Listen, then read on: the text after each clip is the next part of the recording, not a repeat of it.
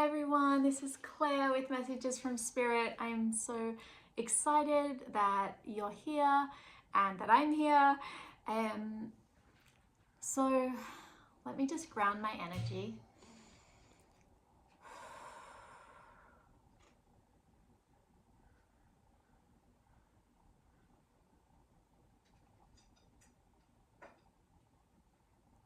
Okay, so today I wanted to try something a bit different with you guys, and it's a tiny exercise.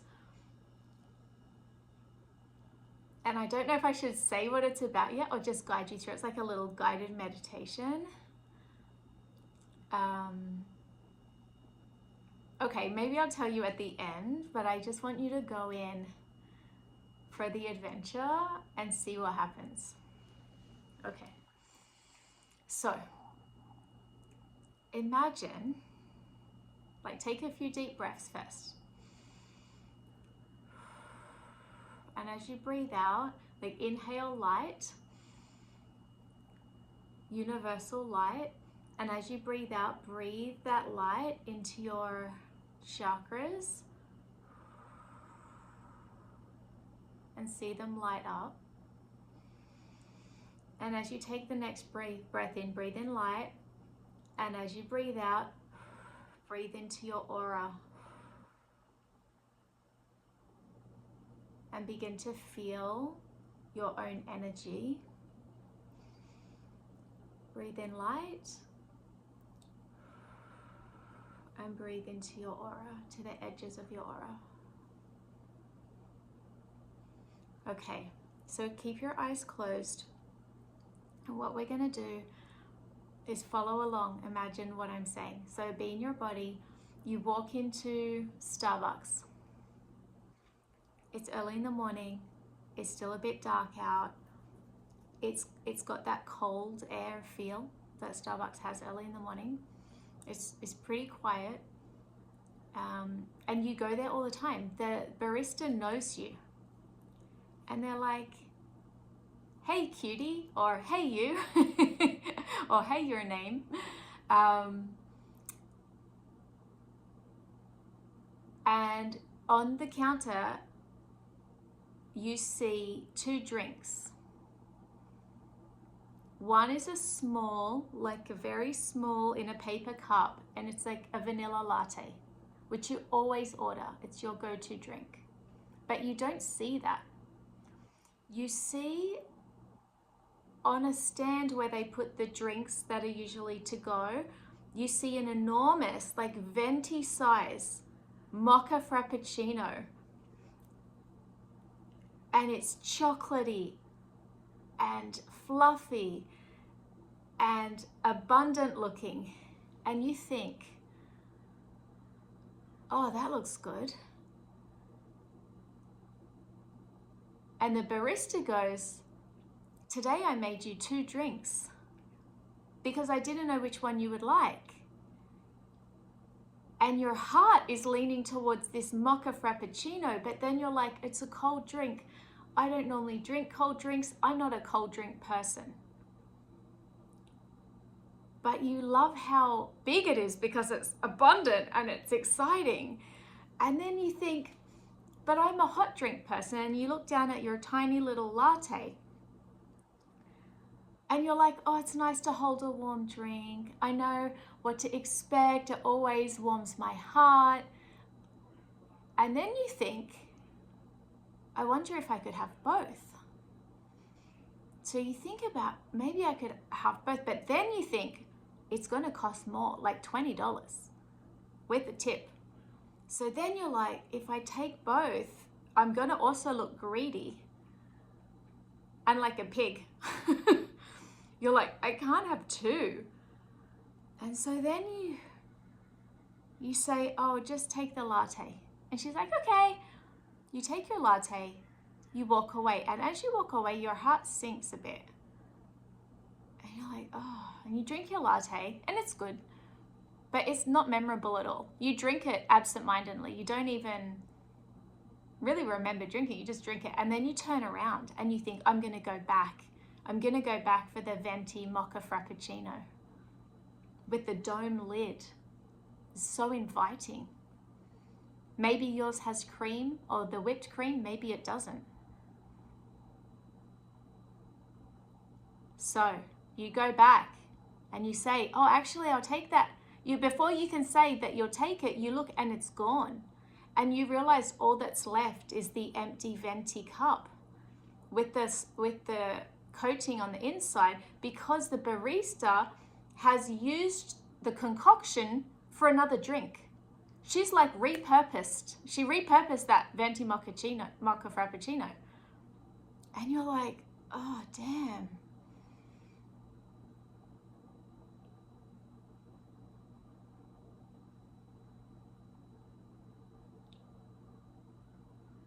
And I want you to just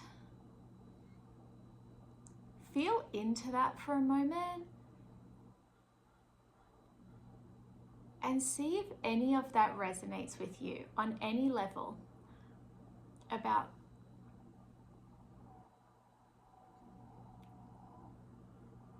your identity.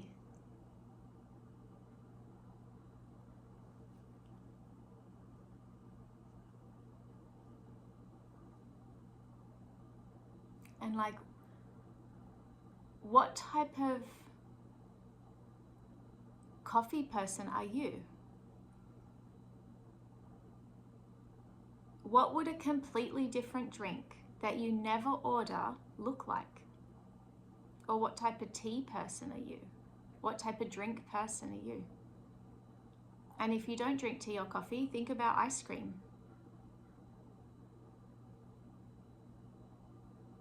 So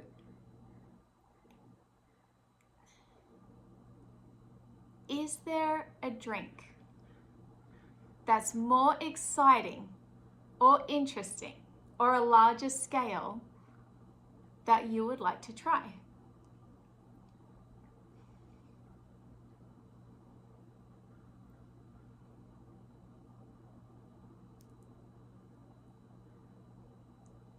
Would you be prepared to try something new and to see how it feels to be a different drink type of person?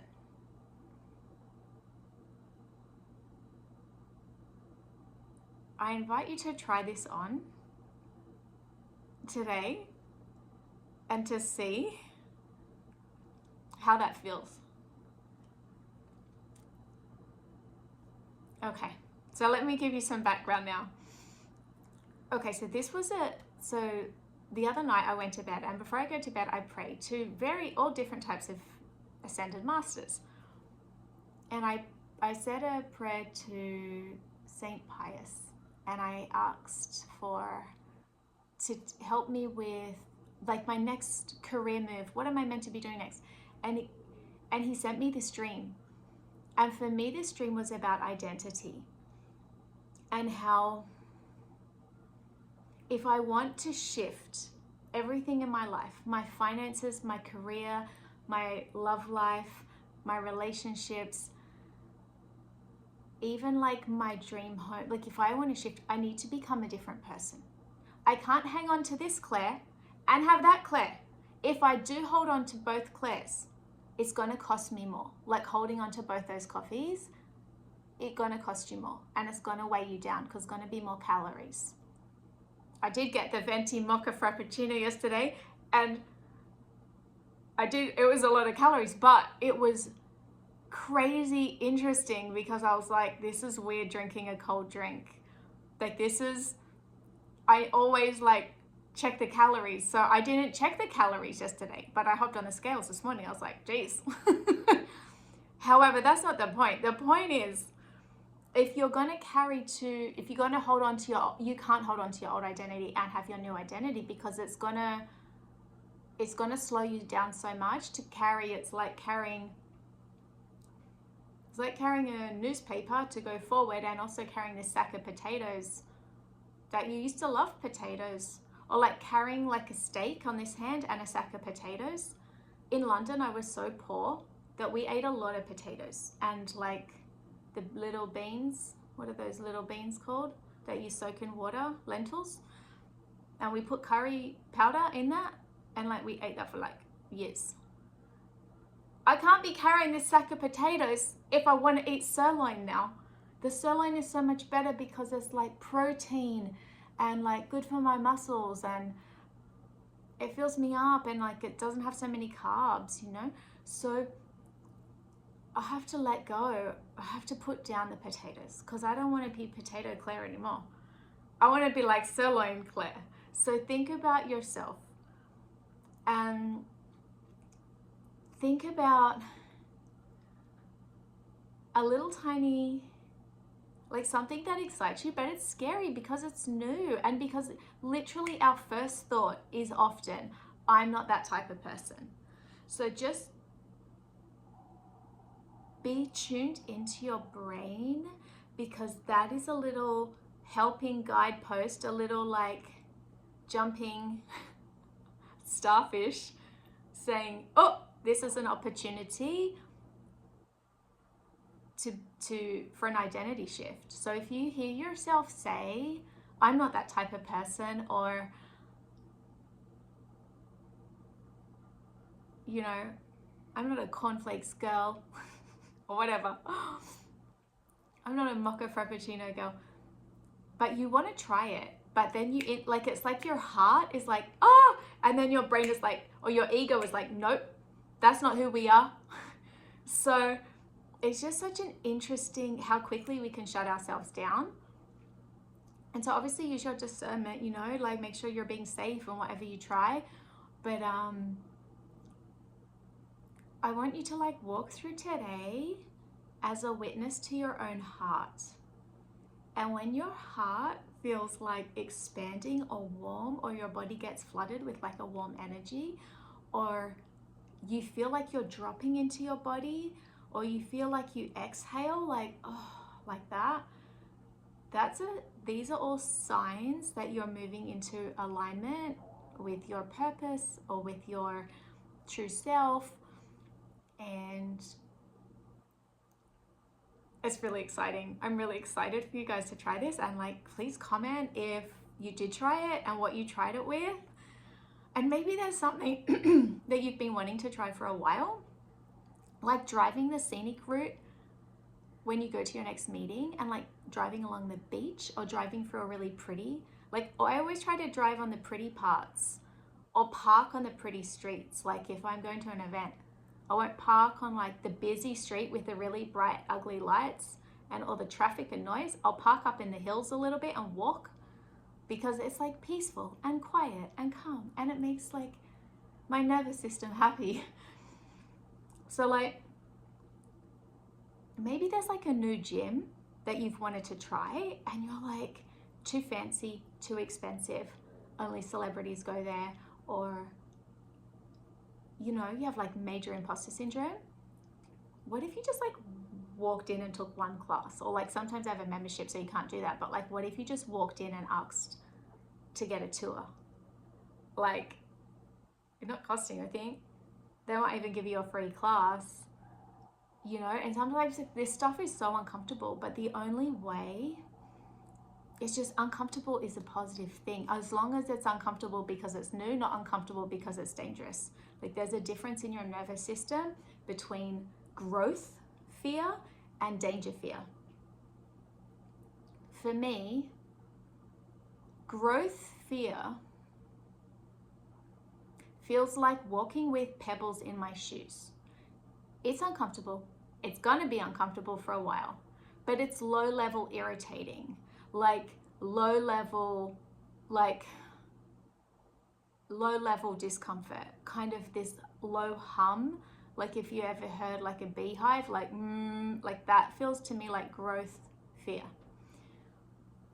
Danger fear feels like someone tipped a bucket of ice water over my head. It's like a shock. It's like a full nervous system, like electrocution, full nervous system at high voltage. And it feels like a panic attack. For me, that's fear where there's danger. And if you're highly intuitive or psychic, and I'm sure you are, if you're watching this, you probably have very strong gut feelings about things, and you're probably usually right. So you know what I'm talking about. Okay. Yeah, so anyway, I invite you to try this today. Let me know how you go in the comments below. Thank you so much for being here. Thank you for your time and your energy. I'm sending you guys so much love, and until the next video, bye-bye.